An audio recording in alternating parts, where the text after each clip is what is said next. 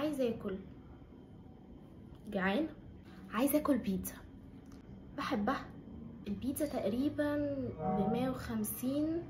تمام، معايا فلوس هطلبها. عايزه اكل، جعانه، عايزه اكل سوشي، نفسي راحت له. السوشي ب500 واحنا اخر الشهر، مش معايا فلوس، مش هعرف اطلبه. ده الفرق ما بين النيد والوانت والديماند.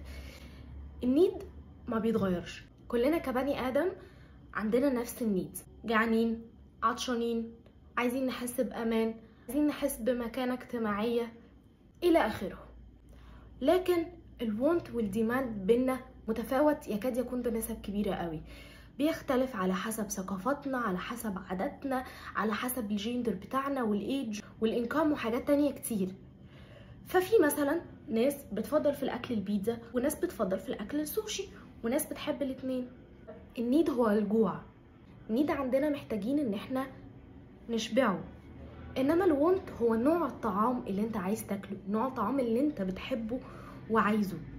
الديماند هي ان انت هتقدر تافورد تمن الطعام ده ولا لا، وده بيختلف على حسب الانكام بتاعك، على حسب المكان اللي انت فيه، على حسب انت في انهي وقت في الشهر، على حسب البادجت اللي انت حاططها لنفسك، فانت تقدر تافورد ده ولا لا. واكيد احنا كشركه مش هنتارجت النيد بتاع الناس، لان ما كلنا عندنا نفس النيد، كل الناس بتجوع، كل الناس بتعطش، انما مش كلنا عندنا نفس الوونت. وحتى لو في ناس كتير قوي مشتركه في وونت معين، مش كلهم عندهم الديماند ان هم يقدروا يافوردوا حق البرودكت او السيرفيس ده.